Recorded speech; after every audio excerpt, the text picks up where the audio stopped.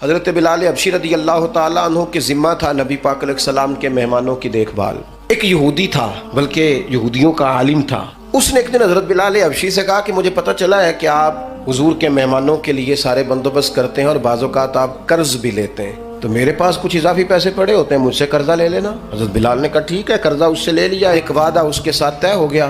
سیدنا بلال حبشی رضی اللہ تعالیٰ عنہ نے وہ پیسے لا کے مہمانوں پر خرچ کر دیے۔ ابھی اس وعدے میں نا پیسے لوٹانے میں کچھ دن باقی تھے۔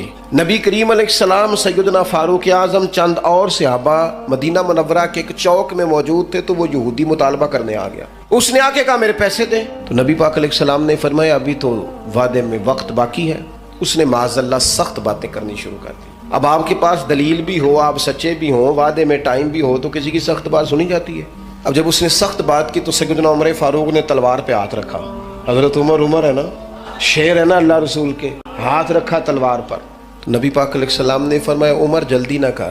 حضور فرمانے لگے عمر اس نے پیسے لینے ہیں، وہ مطالبہ کر سکتا ہے، تمہیں چاہیے تھا کہ تم اسے کہتے ذرا نرمی کر، مجھے کہتے پیسے ادا کر دیں۔ حضور فرمانے لگے اب اس طرح کرو، اس کے ساتھ جاؤ، فلاں جگہ کھجوریں پڑی ہیں، جتنا اس کا قرض ہے اتنی کھجوریں تول کے دے دو، اور یہ جو تم نے تلوار پہ ہاتھ رکھا ہے نا، اسے ڈرایا ہے، تھوڑی کھجوریں زیادہ بھی دے دینا۔ حضرت عمر ساتھ لے گئے، کھجوریں تول کے دی۔ حضرت عمر کہتے ہیں اب حضور کا حکم تھا، تھوڑی زیادہ بھی دی۔ فرماتے ہیں وہ مجھے کہنے لگا عمر ایک بات کرنی تھی۔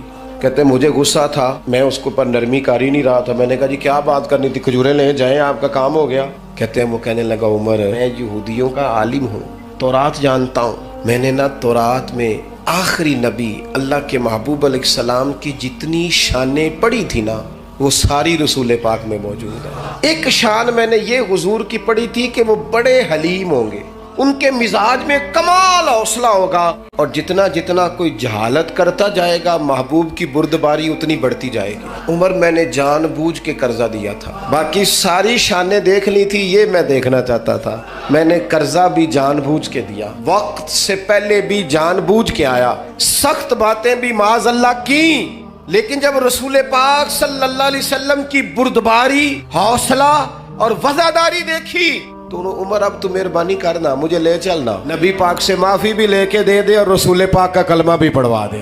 تھوڑا نا مزاج میں بردباری لائیں، حوصلہ لائیں۔ کوئی ضروری ہے ہر سوال کا جواب ہم نہیں دینا ہے؟ نہیں سمجھ آئی بات کی؟ کوئی ضروری ہے کہ جو بندہ جو بات کرے گا ہم اس کی سطح پہ اتریں گے؟ میں تو انہیں پوچھ لینا ہے، کئیاں نو نہیں بھی پوچھی دا۔ میں اکثر دوستوں سے کہتا ہوں ساری عدالتیں خود نہ لگاؤ، ایک عدالت قیامت والے دن بھی تو لگنی ہے نا، کچھ فیصلے اس عدالت پہ بھی چھوڑ دو، کچھ چیزیں اللہ تبارک و تعالیٰ کی بارگاہ پر چھوڑ دو۔ ہمارا ایک تو استقامت کا مزاج نہیں، دوسری بردباری نہیں۔